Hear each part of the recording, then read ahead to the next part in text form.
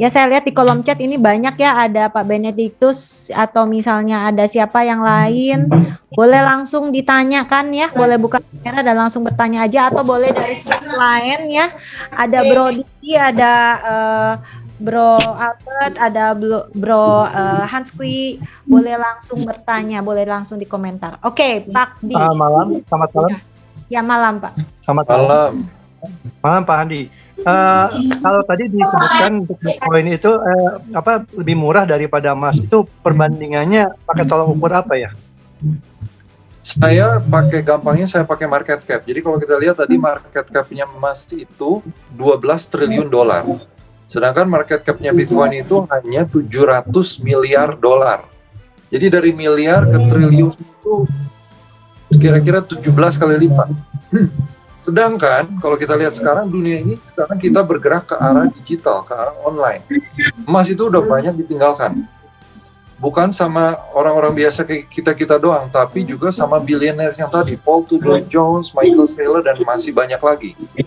Jadi kalau kita lihat kenapa menurut saya Bitcoin itu lebih murah, karena murah itu gimana? Pengertian murah itu value-nya sebetulnya lebih tinggi daripada harganya. Jadi kalau kita beli barang, nilainya barang itu lebih tinggi daripada harganya karena mungkin lebih berguna, lebih bagus, tapi harganya di bawah nilainya. Nah, itulah yang saya bilang murah. Kenapa? Itu kesimpulan saya kenapa Bitcoin lebih murah dibanding emas. Oke, terima kasih Pak. Oke. Mungkin dari yang lain atau dari ada guru saya nih Pak Indra yang mau memberikan komentar atau pertanyaan, boleh langsung ya, terbuka ya. Di sini nggak ada yang benar, nggak ada yang salah, semua pendapat adalah benar ya. Boleh, silakan langsung ke Pak Handi. Ya, Bitcoin yang dibeli bisa disimpan di mana selain di broker? Apakah aman simpan di toko kripto misalnya? Nah, pertanyaan bagus. Intinya begitu. Kalau kita beli emas, apakah kita simpan titip emasnya di toko emas? Misalnya kita kalau di Bandung toko emas yang terkenal itu misalnya toko ABC. Kita beli emas, apa kita titipin di sana? Enggak, kita bawa pulang. Kalau kita belinya batangan yang kiloan, kita simpennya di lemari besi, tempat yang paling aman. Nah, Bitcoin juga sama. Kalau kita beli di toko kripto, kita simpan, kita titipin di toko kripto, itu bentuknya belum Bitcoin. Itu baru surat, itu baru nota. Beli emas, kita simpan sendiri, kita nggak titipin di toko emas, sama halnya dengan Bitcoin. Kita beli Bitcoin, kalau benar-benar kita mau kuasai sendiri Bitcoin itu, jangan kita titipin di exchange, jangan kita titipin di siapapun, kita pegang sendiri. Caranya kita simpan di hardware wallet. Hardware wallet tuh kayak gimana? Saya share screen ya. Inilah bentuk salah 3 bentuk hardware wallet. Nah, ini tempat yang aman untuk menyimpan Bitcoin dan cryptocurrencies lainnya. Ini kita nggak nitip di siapa-siapa. Bitcoinnya ada di mana? Bitcoinnya bukan di sini. Bitcoinnya ada di blockchain. Yang tadi saya bilang, Bitcoin disimpan di blockchain itu pasti aman. Tapi kalau bukan di blockchain, contohnya di exchange atau kita titipin di siapapun juga, pokoknya bukan di blockchain, Bitcoin itu nggak aman. Kenapa? Karena online. Hardware wallet ini offline. Kalau mau aman, harus offline. Oke, mudah-mudahan bisa menjawab. Kalau hardware wallet itu hilang, itu bagaimana? Jawabannya nggak apa-apa, Pak. Nggak apa-apa, karena yang hilang cuma kuncinya. Ibaratnya gini, kita punya kunci ke rumah, kuncinya hilang, rumah kita nggak akan hilang. Cuma kuncinya hilang, kita tinggal bikin kunci yang baru. Nah, itu semua kalau mau detail ada di YouTube saya, Bitcoin Mas Bro. Ada gimana supaya Bitcoin kita aman. Awas Bitcoin Anda hilang. Ada di channel YouTube saya, dijelasin secara detail. Oke. Ya, lalu gimana Pak? Kedua, ini kan bicara soal Bitcoin. Kalau saya lihat itu banyak sekali kripto lainnya yang altcoin itu. Itu kalau base-nya itu apakah sama dengan Bitcoin atau bagaimana Pak? Cara kerjanya mirip, tapi ada perbedaan yang mendasar, yaitu yang tadi saya bilang decentralized. Itu yang saya bilang tadi sangat penting. Yang tadi saya bilang kalau ada yang nanya, kalau ada waktu kita bisa bahas. Jadi perbedaan mendasar antara Bitcoin dengan altcoins, alternative coins itu ya desentralisasinya. Kalau menurut saya hanya Bitcoin sejauh ini yang saya lihat hanya Bitcoin yang decentralized, yang lain itu centralized, termasuk Ethereum. Ethereum itu yang nomor 2, market cap-nya paling gede setelah Bitcoin. Cara kerjanya sama, makanya namanya juga kripto, karena pakai ilmu kriptografi. Tapi ada perbedaan yang mendasar, yaitu Bitcoin itu decentralized, tapi yang lain itu centralized. Makanya nama channel saya, kenapa Bitcoin Mas Bro bukan cryptocurrencies, karena saya lebih percaya sesuatu yang unik. Yang unik itu menurut saya ada di Bitcoin, karena hanya Bitcoin yang menurut saya decentralized. Altcoins itu semuanya menurut saya centralized. Jadi seperti bank. Jadi kita tergantung sama penguasa siapa yang bikin altcoin itu. Misalnya Ethereum, penguasanya siapa? Vitalik Buterin. Kita tergantung sama dia, itu namanya tidak decentralized, itu centralized. Gitu Pak.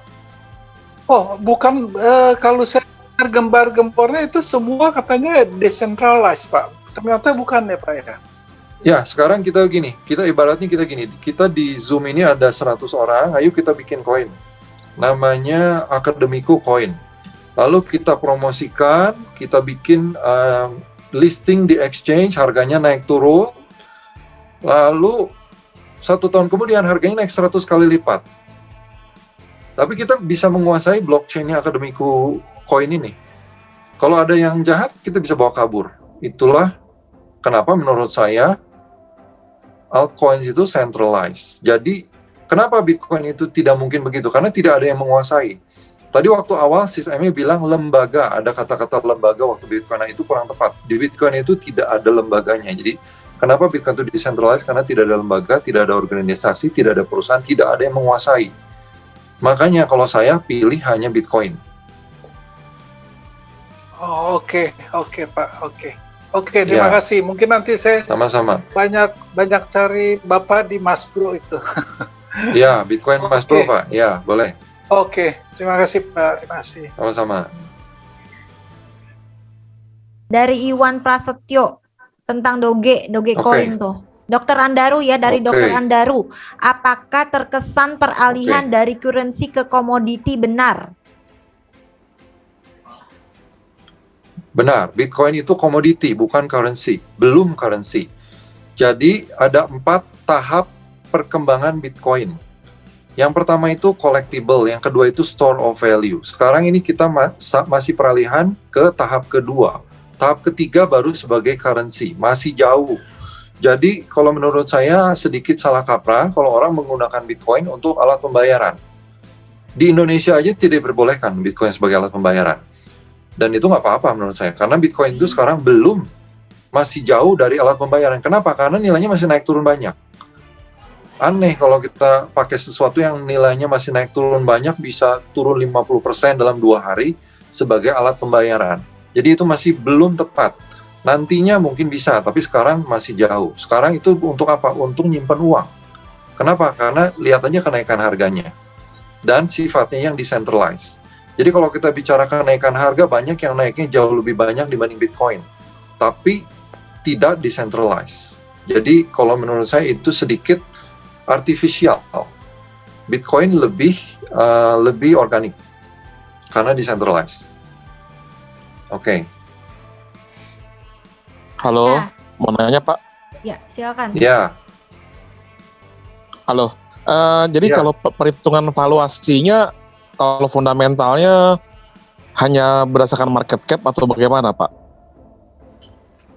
Maksudnya harganya? Iya. Iya. Kan kalau saham kan ada valuasi fundamentalnya gitu loh. Kalau ada teknikalnya. Nah kalau misalnya di Bitcoin itu gimana, Pak? Ada juga. Jadi kita bisa lihat berapa wallet yang punya Bitcoin, yang nyimpan Bitcoin. Sekarang kita bayangin begini, harga Bitcoin, 1 Bitcoin itu 500 juta, tapi yang nyimpan Bitcoin itu hanya 10 orang. Kira-kira kuat nggak tuh fundamentalnya? Enggak. Kenapa? Karena berarti bisa dikuasai sama 10 orang itu, tidak decentralized. Sekarang wallet Bitcoin itu saya nggak tahu berapa, terakhir saya cek itu 20 juta, sekarang saya belum update berapa. Jadi jumlah wallet yang simpan Bitcoin itu puluhan juta. Makanya saya yakin itu decentralized. Salah satunya itu, bukan hanya itu faktornya, tapi salah satunya itu. Terus kita bisa lihat juga ada namanya beberapa indikator seperti Mayer multiple. Nanti kalau ada waktu kita bisa bahas apa itu Mayer multiple. Lalu kita bisa lihat kuantitatif analisisnya juga. Di saham juga mungkin ada berapa orang yang beli saham ini, lalu pergerakan harganya gimana. Itu namanya quantitative analysis. Selain technical analysis dan fundamental analysis, ada juga quantitative analysis. Dan itu kita bisa bahas nanti. Itu orang yang terkenal yang bahas itu namanya Willy Woo dari Selandia Baru. Jadi ada beberapa cara untuk melihat fundamental dari Bitcoin. Kalau kita cuma lihat market cap itu, kita hanya lihat harganya aja. Oh, terima kasih Pak. Ya, sama-sama. Ya. Satu penanya lagi ya sebelum kita skip langsung ke pembicara kedua yaitu Pak Hans Kui ya. Oke, Bro bisa Handi. langsung Oh ya, yang Bro mau- Hans. Oke. Bro Handi, saya mau Ya, tanya, Pak Edi Kaslim. apa Ya. hubungannya ramah lingkungan dengan menambang cryptocurrency? Kan menambang itu kan pakai komputer. Ya. Kaitannya bagaimana kok ke soal ramah lingkungan? Terima kasih. Ya, karena menambang Bitcoin itu kan pakai komputer yang perlu listrik, jadi sangat intensif, listriknya sangat gede yang diperlukan. Dan kalau di China, jadi kebanyakan penambang Bitcoin itu dari China, sekitar 30-40%. Mereka itu belum pakai energi yang terbarukan, belum pakai renewable energy, seperti misalnya tenaga matahari. Mereka belum pakai, mereka masih pakai tenaga batu bara kebanyakan. Makanya dibilang tidak ramah lingkungan. Nah, makanya ada berita China melarang Bitcoin mining itu, saya sebetulnya tidak kecewa, saya sebetulnya senang. Jadi lebih decentralized miningnya. Jadi kedepannya tidak akan lagi 30-40% miners dari China. Mungkin akan hanya sisa 15%. Karena pindah ke renewable energy dari negara barat. Finlandia, Islandia, Amerika. Negara-negara barat itu jarang pakai tenaga batu bara. Mereka banyak pakai renewable energy. Jadi itu hubungannya, Pak.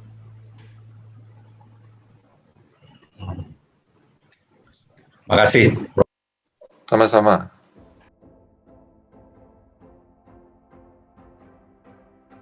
Ya, hari ini adalah hari yang spesial. Hari ini tanggal 22 Mei tahun 2021 adalah hari yang spesial untuk sejarah Bitcoin. Ya, apakah sejarah itu yang boleh yang tahu boleh angkat tangan, tapi untuk admin dan untuk speaker nggak boleh ya.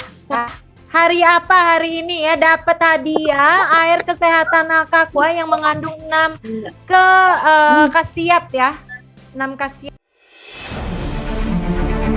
Dunia diliputi ketakutan, kecemasan, kekhawatiran karena virus menyebar di mana-mana.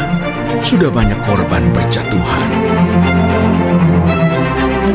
Alkaqua yang terbaik. Pada 22 Mei 2010, waktu itu hari itu tuh peningkatannya sampai 1000% atau berapa persen gitu. Makanya dibilang sejarah Bitcoin Pizza Day pada tahun 22 Mei 2010. Oh, oke. Oke, saya jawab ya. Saya minta maaf, penjelasannya kurang tepat, Pak. Ya, memang benar Bitcoin Pizza Day-nya benar, tetapi penjelasannya kurang tepat. Ya, sorry ya. Itu kan yang tadi Bapak jelasin gak ada hubungannya sama pizza, ya. Oke, yang lainnya boleh. Oke, yang lainnya ya. Saya sorry nggak kasih hadiah door prize pizza ya. Hari ini ada hubungannya dengan yaitu Bitcoin Pizza Day. Oke, siapa Halo nih? ya. Ya, silakan. Jadi Mhm. jadi hari ini 22 Mei itu 2009 ya atau 2010 ada yang beli pizza sekitar 1000 BTC. Jadi waktu itu harganya murah banget gitu, dia beli pizza pakai Bitcoin. Nah itu saking murahnya 1000 Bitcoin Harganya dapat. berapa BTC Pak pizza itu Pak? Waktu itu 1000 deh kalau nggak salah, 1000 BTC dapat satu kotak pizza Hut. Ah, Ya, kayak gitu. Oke. Oke ya, itu sudah mendekati ya. Jadi itu benar bahwa ada pembelian pertama kalinya ya, tetapi kurang tepat tadi. Ada beberapa, ada angka. Saya boleh 10.000 Bitcoin. Ya, 10.000 Ya. BTC. 10.000 Bitcoin. 10.000 ya. Pak Judantara, sorry, ini sekarang udah skip ke Pak Johannes. Sorry, silakan Pak Johannes. 10.000 Bitcoin. Seorang namanya kalau nggak salah Laszlo Hansies gitu loh. Ya, Dia betul. beli Bitcoin 10.000, dapat 2 loyang pizza ya. Ya, oke. Oke, dari ketiga jawaban yang ada ini yang paling tepat siapa nih? Mungkin sama Pak Handi, boleh dinilai. Ya, kalau jumlahnya Pak Yohanes tepat, tapi yang sebelumnya juga menjelaskannya juga lumayan tepat, walaupun angkanya kurang tepat. Iya. Iya? Iya, jadi dua-duanya benar lah. Yang satu angkanya benar, yang satu Hadiahnya menjelaskan. cuma satu, Pak Handi. Oh, nggak bisa bagi dua ya? Yang Iya. terakhir aja, Pak Yohanes. Iya. Ya, nggak dibagi 2 ya. Iya, dan tadi juga, oh ya siapa tuh? Oke, jawaban yang benar ya, Laszlo Hansies pada hari ini tanggal 22 Mei tahun 2010, seorang programmer komputer dari Florida, Amerika Serikat, bersejarah karena menggunakan Bitcoin untuk transaksi pembelian pizza di Papa John, bukan Pizza Hut ya, senilai 10.000 BTC. Penerimanya adalah Jerkos atau Jeremy Sturtevant ya, dan hal ini benar-benar membuat geger karena kalau dibayar itu harga pizzanya berapa coba ya. Oke, kalau gitu dari jawaban 3 tadi pertama Pak Handi memutuskan yaitu Pak Johan. Al-Gaqua yang terbaik. Itu hadiahnya ya tadi ya. Air kesehatan yang mengandung 6 teknologi yaitu nanocluster, crystallized, ionized, hexagonal, alkalin, dan mineral. Oke. Nah berikutnya kita langsung masuk aja ke pembicara kedua ya. Pembicara kedua yaitu Pak Hans Kui ya. Silakan, terima kasih. Oke, terima kasih. Selamat malam semuanya. Ya, saya akan bicara cryptocurrency. Mungkin view saya sedikit berbeda dengan pembicara pertama gitu ya. Oke, ini CV saya tadi udah dibacakan. Mari kita lihat cryptocurrency sendiri. Kalau kita lihat dari definisi yang ada di Wikipedia, maka ini adalah uang aset digital yang dirancang untuk bekerja sebagai media pertukaran gitu ya, yang menggunakan kriptografi yang kuat untuk mengamankan transaksi keuangan, mengontrol penciptaan unit tambahan, dan memverifikasi transfer aset gitu. Jadi kalau saya membaca sejarah dari cryptocurrency ini, sebenarnya tujuannya ini adalah alat tukar ya, atau mata uang gitu ya. Nah kalau kita melihat di Indonesia sendiri, ini memang agak sedikit berubah karena dianggap sebagai komoditas yang tidak berwujud gitu ya, berbentuk digital, aset menggunakan kriptografi, jaringan peer-to-peer. Ini peer-to-peer ini adalah metode transaksinya ya, langsung peer-to-peer, dan buku besar yang terdistribusi gitu ya, tidak tersentralisasi, berbeda dengan sistem keuangan yang biasa, dia terdistribusi di server-server para miner ya, yang melakukan transaksi untuk mengatur penciptaan unit baru, memverifikasi transaksi, mengamankan transaksi tanpa campur tangan pihak lain. Nah ini yang didefinisikan. Tapi saya masih melihat bahwa kripto ini adalah mata uang ya, nature dari modelnya adalah mata uang. Kemudian kalau kita lihat bagaimana menentukan nilai fundamentalnya gitu dari suatu kripto gitu ya. Sebenarnya nilai fundamental suatu kripto itu akan meningkat bila banyak perusahaan, banyak toko gitu ya, atau negara yang mengakui mata uang ini sebagai alat pembayaran untuk membeli barang dan jasa, alat pertukaran gitu. Jadi kalau banyak yang mengakui, maka nilainya akan naik. Tapi kalau tidak ada yang mengakui, dia sebenarnya tidak ada nilainya gitu. Itu yang jadi kuncinya gitu. Nah, mari kita melihat kenapa gitu ya. Tadi ada pertanyaan, kenapa banyak negara belum mengakui aset digital ini atau cryptocurrency ini dilegalkan di banyak negara. Nah, kalau kita lihat ini bank sentral. Saya akan bicara di bank sentral dulu. bank sentral itu memegang kebijakan moneter gitu ya. Jadi kalau kita lihat dia mengendalikan variabel-variabel moneter, termasuk uang beredar, uang primer, uang kredit, suku bunga gitu ya, untuk mencapai tujuan ekonomi tertentu yang telah ditetapkan. Nah, kalau kita melihat instrumen kebijakan moneter yang ada, dia bisa operasi pasar terbuka gitu. Jadi dia jual beli surat berharga, tujuannya mengendalikan uang beredar. Kemudian dia bisa bermain dengan giro wajib minimum gitu ya. Dan ini untuk penciptaan pinjaman dan ujung-ujungnya kembali adalah uang beredar gitu. Kemudian fasilitas diskon. Bank sentral juga melakukan upaya-upaya fasilitas diskon untuk mempengaruhi jumlah uang beredar gitu. Kemudian himbauan moral gitu ya. Jadi ini adalah beberapa instrumen moneter yang dia lakukan gitu. Nah, mari kalau kita melihat ke Bank Indonesia ya, Undang-Undang Nomor 3 Tahun 2004 gitu ya. Nah, itu kalau kita lihat tujuan dari Bank Sentral itu menciptakan dan memelihara kestabilan nilai rupiah gitu. Jadi kalau kita lihat ini yang disebut sebagai inflation targeting gitu ya. Dan hampir semua bank sentral itu sama ya, inflation targeting gitu. Nah, kalau kita lihat salah satu yang sangat penting di sana adalah dia mengatur berapa jumlah uang beredar gitu. Nah, oleh karena itu, kalau kita lihat, kalau sebenarnya ada dua mata uang di satu negara, satu mata uang kripto yang terdesentralisasi tadi, satu lagi adalah uang resmi rupiah, maka ini akan menyulitkan bank sentral untuk mengatur sistem moneternya gitu. Nah, hal inilah yang menyebabkan bank sentral itu menolak. Jadi hampir mayoritas, saya lihat tidak ada satupun bank sentral di dunia ini menerima mata uang kripto sebagai alat pembayaran, alat transaksi yang sah di satu negara gitu. Nah, makanya kalau kita lihat kenapa China dengan tegas langsung membatasi dan langsung melarang gitu. Karena ini akan mengganggu sistem perekonomian nasional gitu. Nah, kalau kita melihat statement dari Gubernur Bank Indonesia Pak Ferry Warjio, dia menyampaikan bahwa uang kripto seperti Bitcoin tidak bisa digunakan sebagai alat pembayaran gitu. Nah, padahal pada slide sebelumnya saya sudah menunjukkan bahwa fundamental value dari mata uang kripto itu terbentuk bila banyak negara yang mengizinkan uang itu dipakai untuk bertransaksi gitu. Oleh karena itulah mata uang kripto ini tidak terbentuk nilai fundamental value-nya. Nah, kita melihat Tesla gitu ya. Tesla ini lumayan menarik gitu ya.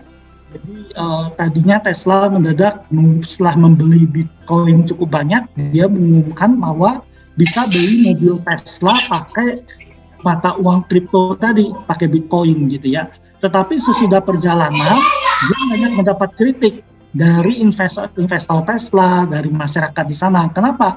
Karena proses mining yang dilakukan untuk menciptakan Bitcoin ini, jadi para miner ini sebenarnya orang yang membantu terjadinya transaksi di Bitcoin ya. Jadi atas pekerjaan mereka ini dia mendapatkan Bitcoin tadi gitu.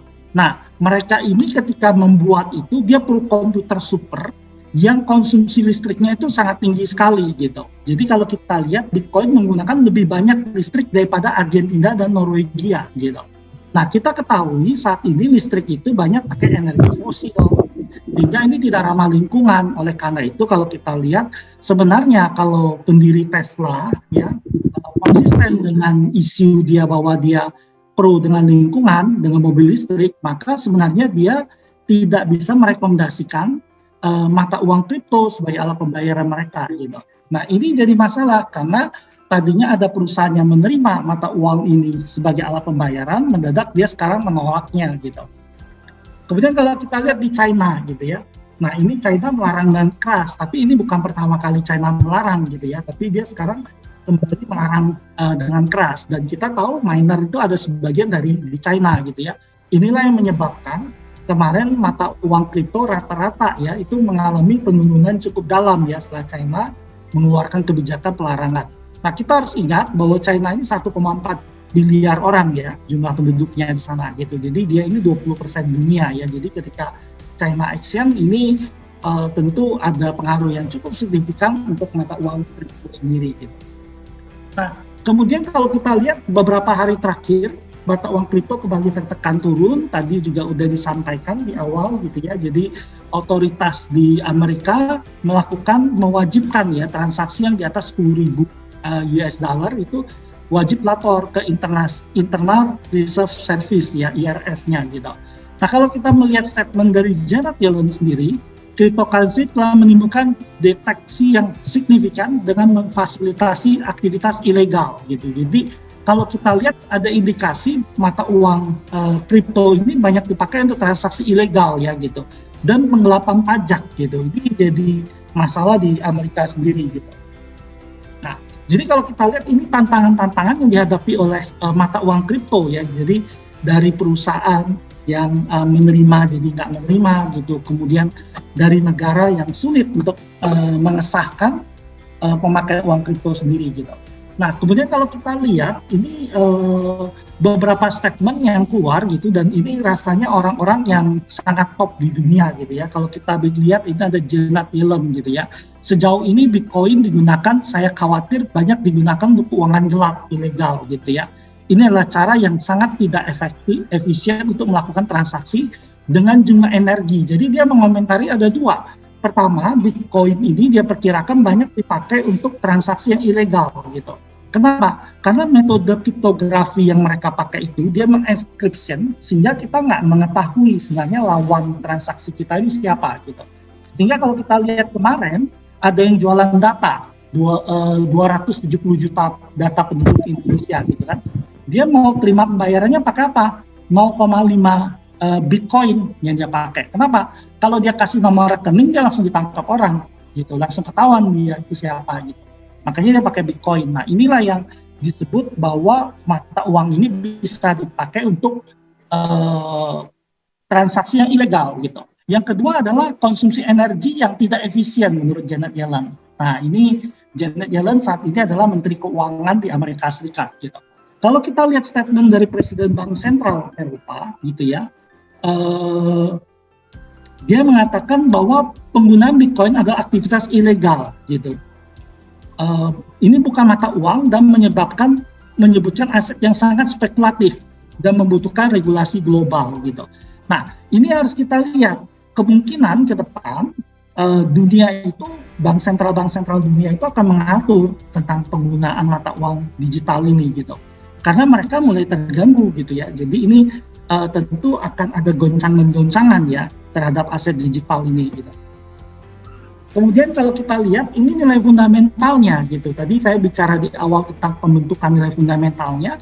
Ini beberapa statement gitu ya dari Bank Sentral Inggris. Dia mengatakan bahwa tidak memiliki nilai intrinsik gitu.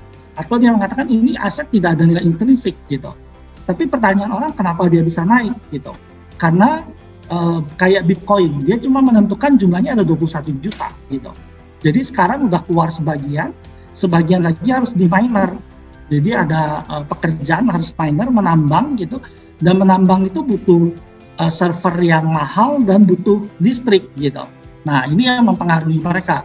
Jadi ketika supply-nya sedikit dan demand-nya meningkat, itu yang menyebabkan harganya naik gitu. Ini yang terjadi. Padahal menurut dari Bank Sentral Inggris sendiri, ini aset yang tidak punya nilai fundamental sama sekali gitu.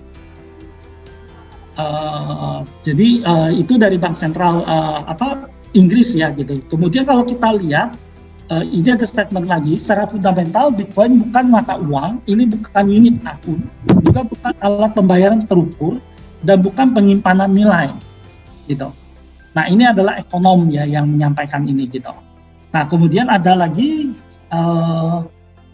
yang di bawah gitu ya, dia bilang tidak ada dasar atas fundamental dari produk ini gitu. Jadi kalau kita lihat bicara fundamental, saya merefer pada beberapa tokoh yang cukup besar di dunia. Ketika mereka menyampaikan hal ini, tentu kita ketika melihat aset ini harus sedikit berhati-hati karena mereka ini adalah pemangku kebijakan di negaranya masing-masing gitu.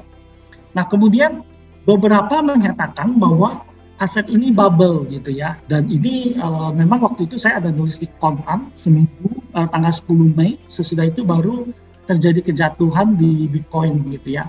Nah, kemudian kalau kita lihat Raubini ini menyampaikan bahwa sebenarnya ini adalah bubble ya yang diciptakan sendiri. Kenapa dia bubble?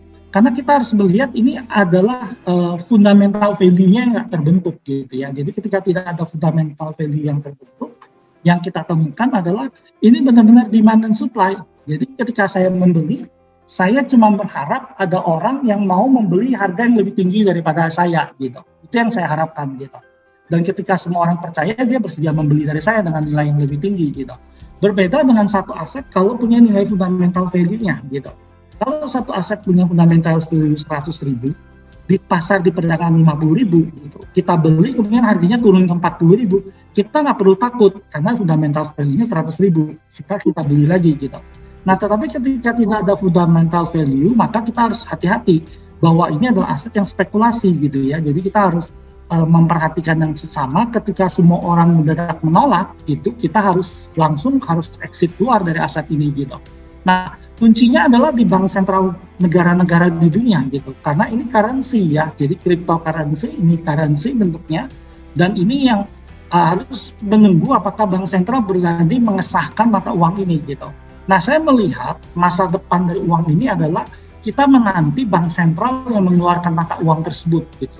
Jadi ketika bank sentral berkumpul, mereka mengeluarkan satu mata uang kripto mereka. Nah, inilah yang sah, yang bisa dipakai, yang bisa kita pakai sebagai aset investasi yang equal dengan emas atau dengan aset yang lain gitu.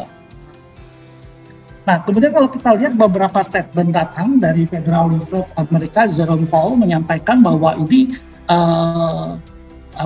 masih sangat spekulatif ya aset ini gitu ya. Jadi sangat karena tidak ada fundamental value tadi, dia sangat spekulatif gitu ya. Jadi kita bisa untung besar, bisa rugi besar di sana gitu.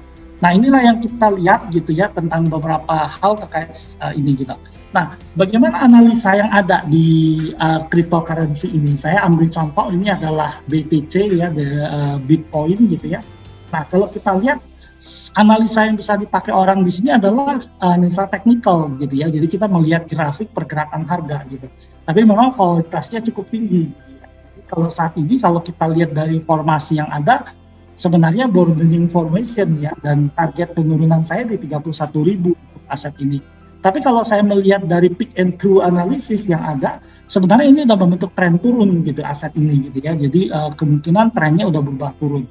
Kalau kita menarik trend line yang ada di aset ini, trend line-nya pun udah membentuk dari tren naik berubah jadi tren turun, dan kita belum tahu target penurunannya sampai di berapa gitu. Jadi saat ini aset ini dalam tren yang turun dan cenderung bergerak agak ke bawah gitu polanya gitu.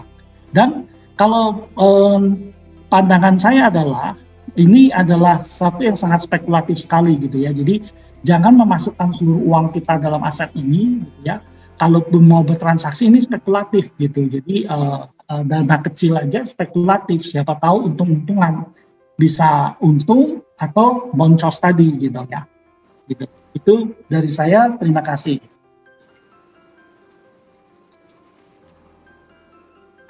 Terima kasih Bro Hans. Makasih Bro Hans.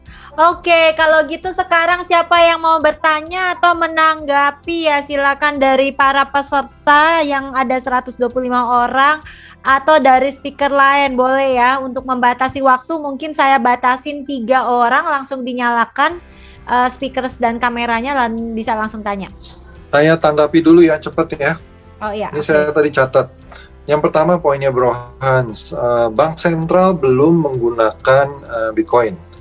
Oke, kebanyakan bank sentral betul belum menggunakan Bitcoin karena kita di dunia Bitcoin itu kita udah tahu. Pertama yang mengadopsi Bitcoin itu pertama adalah kutu komputer, bukan kutu buku tapi kutu komputer.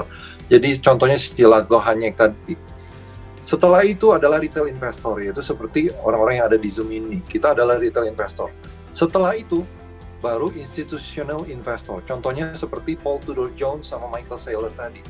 Bank sentral itu paling terakhir.